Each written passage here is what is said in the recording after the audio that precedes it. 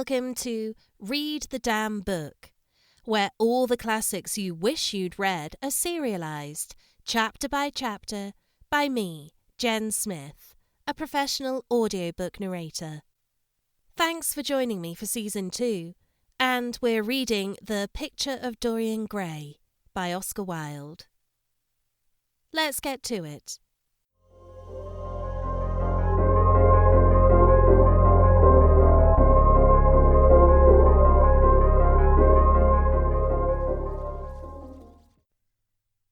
Chapter 12. It was on the 9th of November, the eve of his own 38th birthday, as he often remembered afterwards. He was walking home about 11 o'clock from Lord Henry's, where he had been dining, and was wrapped in heavy furs, as the night was cold and foggy. At the corner of Grosvenor Square and South Audley Street, a man passed him in the mist, walking very fast, and with the collar of his grey ulster turned up. He had a bag in his hand. Dorian recognised him. It was Basil Hallward. A strange sense of fear, for which he could not account, came over him. He made no sign of recognition, and went on quickly in the direction of his own house. But Hallward had seen him. Dorian heard him first stopping on the pavement, and then hurrying after him. In a few moments, his hand was on his arm. "Dorian, what an extraordinary piece of luck! I have been waiting for you in your library ever since 9 o'clock. Finally, I took pity on your tired servant and told him to go to bed, as he let me out. I am off to Paris by the midnight train, and I particularly wanted to see you before I left. I thought it was you, or rather your fur coat, as you passed me, but I wasn't quite sure. Didn't you recognise me?" "In this fog, my dear Basil? Why, I can't even recognise Grosvenor Square. I believe my house is somewhere about here, but I don't feel at all certain about it. I am sorry you are going away, as I have not seen you for ages, but I suppose you will be back soon?" "No, I am going to be out of England for 6 months. I intend to take a studio in Paris and shut myself up till I have finished a great picture I have in my head. However, it wasn't about myself I wanted to talk. Here we are at your door. Let me come in for a moment. I have something to say to you." "I shall be charmed. But won't you miss your train?" said Dorian Gray languidly, as he passed up the steps and opened the door with his latchkey. The lamplight struggled out through the fog, and Hallward looked at his watch. "I have heaps of time," he answered. "The train doesn't go till 12:15, and it is only just 11. In fact, I was on my way to the club to look for you when I met you. You see, I shan't have any delay about luggage, as I have sent on my heavy things. All I have with me is in this bag, and I can easily get to Victoria in 20 minutes. Dorian looked at him and smiled. "What a way for a fashionable painter to travel! A Gladstone bag and an ulster! Come in, or the fog will get into the house. And mind you don't talk about anything serious. Nothing is serious nowadays. At least, nothing should be." Hallward shook his head as he entered, and followed Dorian into the library. There was a bright wood fire blazing in the large open hearth. The lamps were lit, and an open Dutch silver spirit case stood, with some siphons of soda water and large cut glass tumblers, on a little marqueterie table. "You see, your servant made me quite at home, Dorian. He gave me everything I wanted, including your best gold-tipped cigarettes. He is a most hospitable creature. I like him much better than the Frenchman you used to have. What has become of the Frenchman, by the by?" Dorian shrugged his shoulders. "I believe he married Lady Radley's maid, and has established her in Paris as an English dressmaker. Anglomanie is very fashionable over there now, I hear. It seems silly of the French, doesn't it? But, do you know, he was not at all a bad servant. I never liked him, but I had nothing to complain about. One often imagines things that are quite absurd. He was really very devoted to me and seemed quite sorry when he went away. Have another brandy and soda? Or would you like hock and seltzer? I always take hock and seltzer myself. There is sure to be some in the next room. Thanks, I won't have anything more, said the painter, taking his cap and coat off and throwing them on the bag that he had placed in the corner. And now, my dear fellow, I want to speak to you seriously. Don't frown like that. You make it so much more difficult for me. What is it all about? Cried Dorian in his petulant way, flinging himself down on the sofa. I hope it is not about myself. I am tired of myself tonight. I should like to be somebody else. It is about yourself, answered Hallward in his grave, deep voice. And I must say it to you. I shall only keep you half an hour. Dorian sighed and lit a cigarette. Half an hour, he murmured. It is not much to ask of you, Dorian, and it is entirely for your own sake that I am speaking. I think it is right that you should know that the most dreadful things are being said against you in London. I don't wish to know anything about them. I love scandals about other people, but scandals about myself don't interest me. They have not got the charm of novelty. They must interest you, Dorian. Every gentleman is interested in his good name. You don't want people to talk of you as something vile and degraded. Of course, you have your position and your wealth and all that kind of thing. But position and wealth are not everything. Mind you, I don't believe these rumours at all. At least, I can't believe them when I see you. Sin is a thing that writes itself across a man's face. It cannot be concealed. People talk sometimes of secret vices. There are no such things. If a wretched man has a vice, it shows itself in the lines of his mouth, the droop of his eyelids, the moulding of his hands even. Somebody, I won't mention his name, but you know him, came to me last year to have his portrait done. I had never seen him before, and had never heard anything about him at the time, though I have heard a good deal since. He offered an extravagant price. I refused him. There was something in the shape of his fingers that I hated. I know now that I was quite right in what I fancied about him. His life is dreadful. But you, Dorian, with your pure, bright, innocent face and your marvellous untroubled youth, I can't believe anything against you. And yet I see you very seldom, and you never come down to the studio now. And when I am away from you, and I hear all these hideous things that people are whispering about you, I don't know what to say.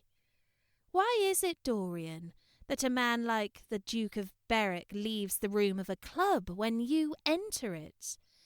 Why is it that so many gentlemen in London will neither go to your house or invite you to theirs? You used to be a friend of Lord Staveley. I met him at dinner last week. Your name happened to come up in conversation, in connection with the miniatures you have lent to the exhibition at the Dudley. Staveley curled his lip and said that you might have the most artistic tastes, but that you were a man whom no pure-minded girl should be allowed to know, and whom no chaste woman should sit in the same room with. I reminded him that I was a friend of yours, and asked him what he meant. He told me. He told me right out before everybody. It was horrible. Why is your friendship so fatal to young men? There was that wretched boy in the Guards who committed suicide. You were his great friend. There was Sir Henry Ashton, who had to leave England with a tarnished name. You and he were inseparable. What about Adrian Singleton and his dreadful end? What about Lord Kent's only son and his career? I met his father yesterday in St. James's Street. He seemed broken with shame and sorrow. What about the young Duke of Perth? What sort of life has he got now? What gentleman would associate with him? Stop, Basil. You are talking about things of which you know nothing, said Dorian Gray, biting his lip, and with a note of infinite contempt in his voice. You ask me why Beric leaves a room when I enter it. It is because I know everything about his life, not because he knows anything about mine. With such blood as he has in his veins, how could his record be clean? You ask me about Henry Ashton and young Perth. Did I teach the one his vices and the other his debauchery? If Kent's silly son takes his wife from the streets, what is it to me? If Adrian Singleton writes his friend's name across a bill, am I his keeper? I know how people chatter in England. The middle classes air their moral prejudices over their gross dinner tables and whisper about what they call the profligacies of their betters, in order to try and pretend that they are in smart society and on intimate terms with the people they slander. In this country, it is enough for a man to have distinction and brains for every common tongue to wag against him. And what sort of lives do these people, who pose as being moral, lead themselves? My dear fellow, you forget that we are in the native land of the hypocrite. Dorian, cried Hallward, that is not the question. England is bad enough, I know, and English society is all wrong. That is the reason why I want you to be fine. You have not been fine. One has a right to judge of a man by the effect he has over his friends. Yours seem to lose all sense of honour, of goodness, of purity. You have filled them with a madness for pleasure. They have gone down into the depths. You lead them there. Yes, you led them there. And yet you can smile, as you are smiling now. And there is worse behind. I know you and Harry are inseparable. Surely for that reason, if for none other, you should not have made his sister's name a byword. Take care, Basil. You go too far. I must speak, and you must listen. You shall listen. When you met Lady Gwendolen, not a breath of scandal had ever touched her. Is there a single decent woman in London now who would drive with her in the park? Why, even her children are not allowed to live with her. Then there are other stories that you have been seen creeping at dawn out of dreadful houses and slinking in disguise into the foulest dens in London. Are they true? Can they be true? When I first heard them, I laughed. I hear them now, and they make me shudder. What about your country house and the life that is led there? Dorian, you don't know what is said about you. I won't tell you that I don't want to preach to you. I remember Harry saying once that every man who turned himself into an amateur curate for the moment always began by saying that, and then proceeded to break his word. I do want to preach to you. I want you to lead such a life as will make the world respect you. I want you to have a clean name and a fair record. I want you to get rid of the dreadful people you associate with. Don't shrug your shoulders like that. Don't be so indifferent. You have a wonderful influence. Let it be for good, not for evil. They say that you corrupt everyone with whom you become intimate, and that it is quite sufficient for you to enter a house for shame of some kind to follow after. I don't know whether it is so or not. How should I know? But it is said of you. I am told that it seems impossible to doubt. Lord Gloucester was one of my greatest friends at Oxford. He showed me a letter that his wife had written to him when she was dying alone in her villa at Mentone. Your name was implicated in the most terrible confession I ever read. I told him that it was absurd, that I knew you thoroughly, and that you were incapable of anything of the kind. Know you? I wonder, do I know you? Before I could answer that, I should have to see your soul. To see my soul? Muttered Dorian Gray, starting up from the sofa and turning almost white with fear. "Yes," answered Hallward gravely, and with deep-toned sorrow in his voice. "To see your soul. But only God can do that." A bitter laugh of mockery broke from the lips of the younger man. "You shall see it yourself, tonight," he cried, seizing a lamp from the table. "Come, it is your own handiwork. Why shouldn't you look at it? You can tell the world all about it afterwards, if you choose. Nobody would believe you. If they did believe you, they would like me all the better for it.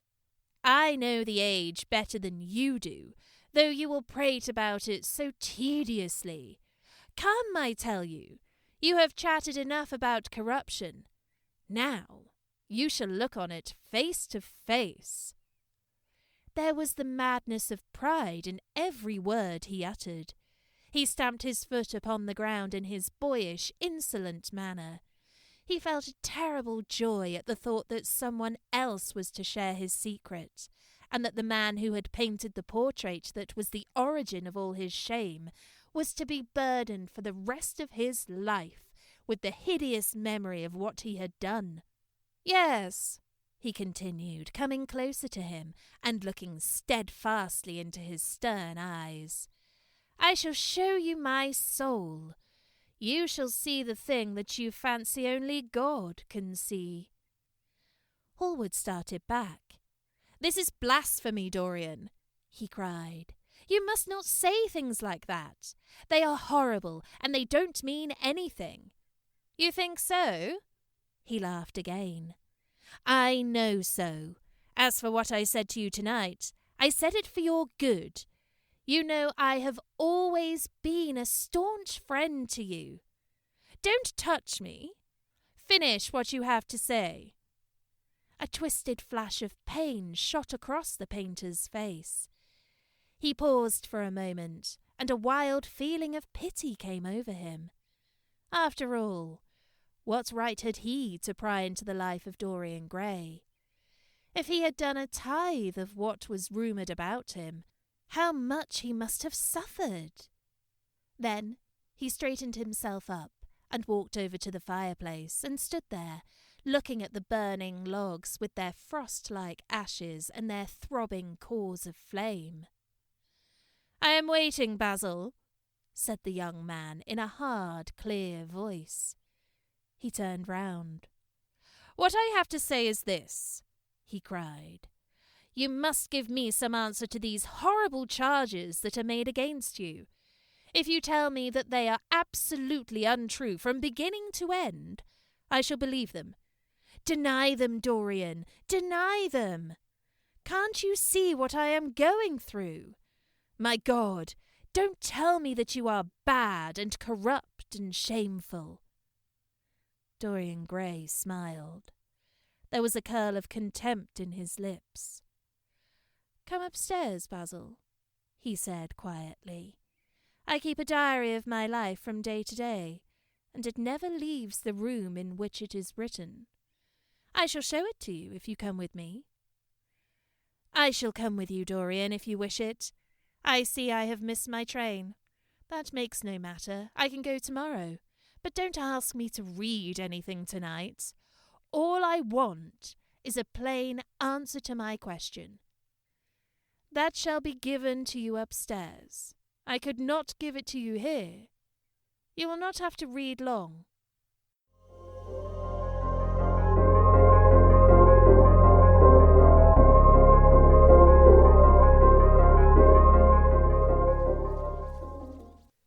Thanks for listening to this episode of Read the Damn Book. Find me on socials at podcast_RDB. And don't forget to subscribe wherever you get your podcasts from.